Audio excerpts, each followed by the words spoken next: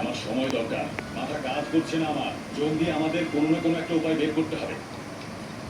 আপনি একটু কলেজের দিকে যান। তোর কলেজে এখন কেউ যাবে না। তোমার আসলে বুদ্ধি আছে, ওটাকে কাজে লাগাও। কলেজেই যাই, কেউ বুঝবে না যে আমি কলেজে আছি। এই ঝামেলা থেকে আগে বাঁচি। যদি বাঁচতে পারি তোমাকে এমন পুরস্কার দেবো যে কল্পনাও করতে পারবে না। জি আচ্ছা স্যার, ধন্যবাদ। আসুন।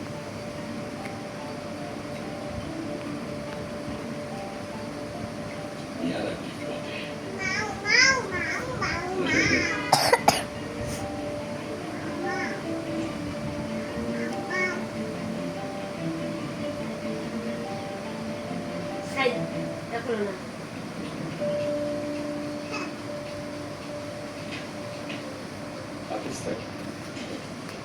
লাইব্রেরি এখন ফাঁকা, আপনি চাইলে সেখানে গিয়ে বসতে পারেন। নিরিবিলি জায়গা, ওখানে আপনাকে কেউ বিরক্ত করবে না। চলো আপনাকে এগিয়ে দিয়ে আসি। না না, আমি যেতে পারবো।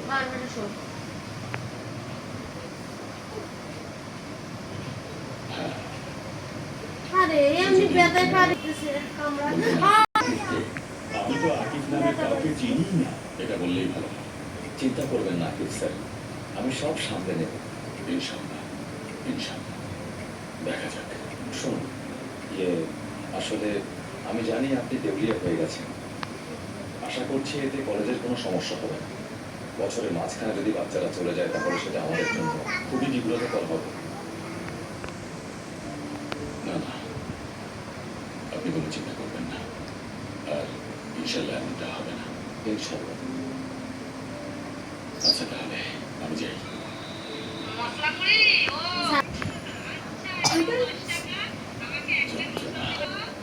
আপনি আমার ফোন ধরছেন না কেন? সমস্যা কি?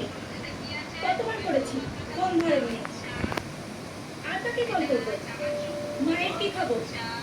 শান্ত হও, আমি তোমাকে সব বলছি, কিন্তু তার আগে শান্ত হও। আমি শান্ত হতে পারছি না। আপনি আগে বলুন আমার মায়ের কি অবস্থা, আমি তারপর শান্ত হব। আমার মা কখন ফিরবে? আচ্ছা বলছি।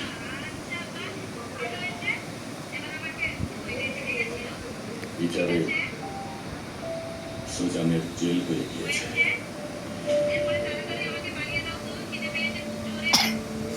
কি? না, শোনো, তুমি চিন্তা করো না। আমি একবার শুধু এই ঝামেলা থেকে বের হই, তারপর তোমার মাকেও বের করে আনি। আমি কোনো দুশ্চিন্তা করবো না। দুশ্চিন্তা করলেই হবে। হবে, হবে, সবই হবে, চিন্তা করো না। আদালতের রায় আমাদের বিরুদ্ধে গেলে আমরা এখানে কি কথা বলবেন না।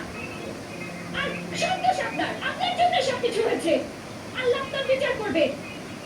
আমার আর মায়ের সাথে যত খারাপ কিছু ঘটেছে সব আপনার কারণে। আমাদের জীবনটা শেষ করে দিয়েছেন। আপনি এসব কি করছো? তুমি সবাই তাকিয়ে আছে। গাড়িটা কি হয়েছে?